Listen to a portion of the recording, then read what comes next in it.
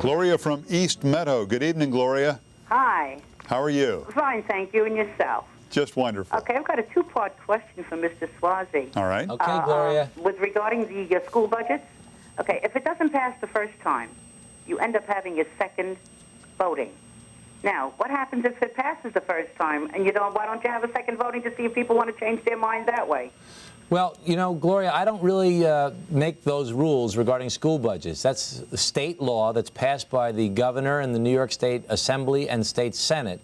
And I really have nothing to do with school districts. People should know that the county executive of Nassau County has no say, nor do the town supervisors or the villages have any say over the school districts. Your property taxes you pay, 60 to 65%, are for your school taxes. 15 to 20% are for your town and village taxes, and 15 to 20% are for your county taxes. The county has nothing to do with the running of the schools. Even though I'm very interested in what happens in the schools, my children go to public school, and the schools are very important to every community in Nassau County. But I don't run the schools, and I don't make those rules.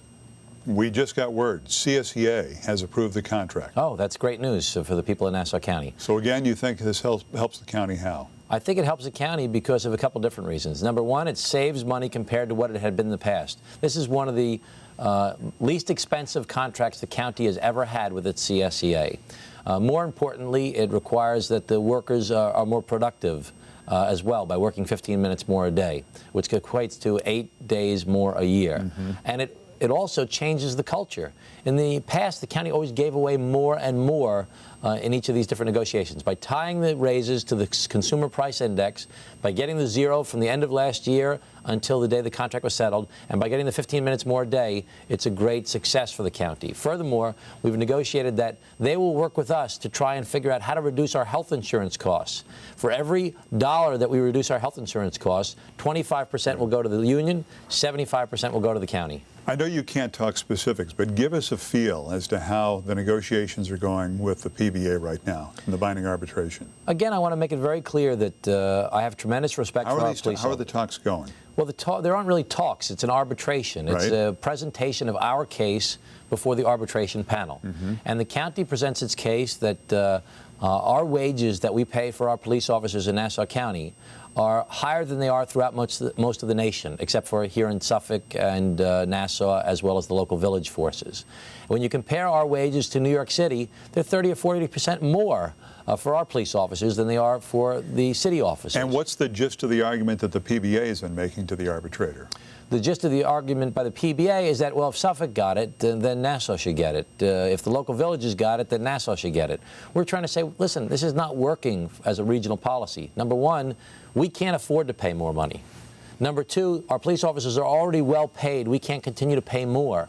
Number three, when you compare it to New York City, it's unfair that our officers make so much more than they do. I think the New York City officers are underpaid, quite frankly. I think our police officers deserve to be well paid. They're a fantastic police force. They're an elite force, low crime, very, very few allegations of corruption or abuse. They do a great job. They deserve to be well paid and better paid than New York City. But in a fiscal crisis, we can't continue to increase the rate of pay the way we have in the past. I wish I could negotiate it out with the PBA president instead of going through arbitration.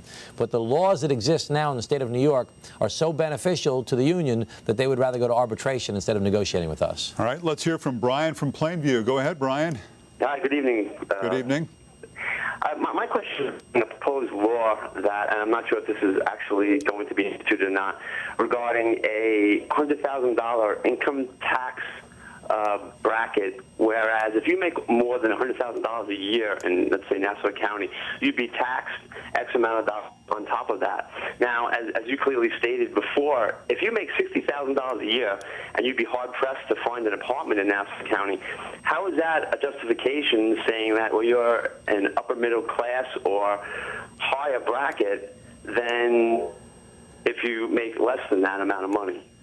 I didn't really get all of your question specifically, but let me just say very clearly.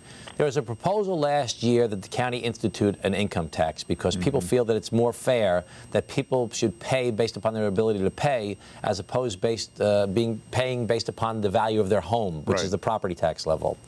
And there's some merit to that argument. However, we're not going to pass a law in Nassau County where we do something in Nassau County that would make it more attractive to move to Suffolk County or make it more attractive to move to Connecticut or Westchester County. So leave it as it is? So right now we're leaving it as it is, and if there's going to be any changes, it has to be at the state level, so it happens throughout the entire state of New York, not just here in Nassau County. Okay, final call goes to John from Massapequa. Go ahead, John.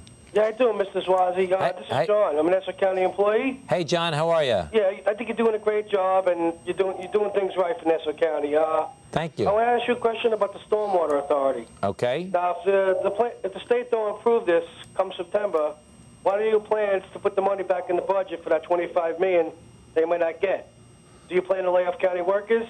My intention.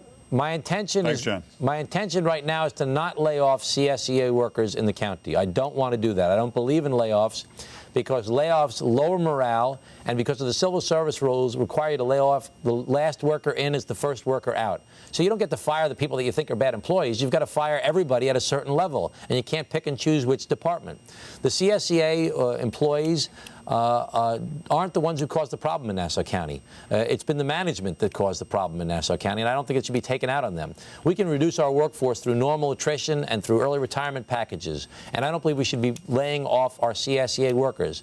However, I must say that everything is on the table. I'm not going to make any final decisions until we know exactly where the budget stands. There's only one thing that is non-negotiable regarding our budget for the year 2004. That is, I will not raise the property taxes for 2004.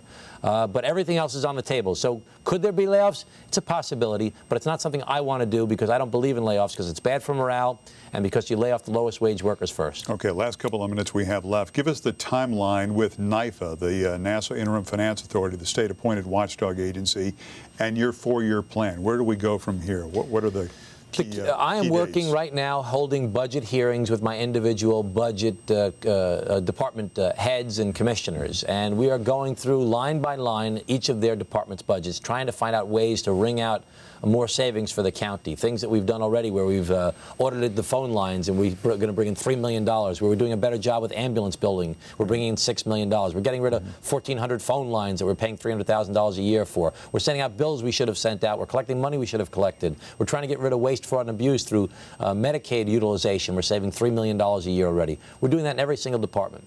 Come September 15th, I have to present my budget to the Nassau County Legislature. That will be a no tax increase budget.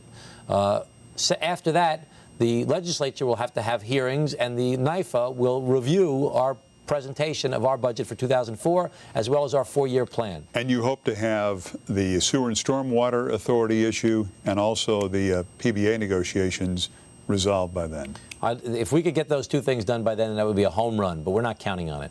We're going to try our best to get it done. We believe that the Sewer and Stormwater Authority was blocked for purely political reasons by the state Senate Republicans because they're want to continue the Republican machine here in Nassau County. But I'll negotiate with them, and I'll try and give them whatever they want to try and pass this bill to give the taxpayers savings in Nassau County, and we hope to get the arbitration done by then. If we don't, we'll have to think of other ways to save the taxpayers money without raising taxes again. Okay. Tom Swazi, thanks very much. Thank you, Thanks for Scott. I coming appreciate in. it. If we couldn't get to your call or email this past hour, don't fret. Our chat room is now open. Another opportunity to communicate with County Executive Tom Swazi. Just log on to news12.com and click on the Swazi headline near the bottom of your screen. Thanks for joining us for this special live edition of At Issue. I'm Scott Feldman. You're watching News 12 Long Island, as local news gets.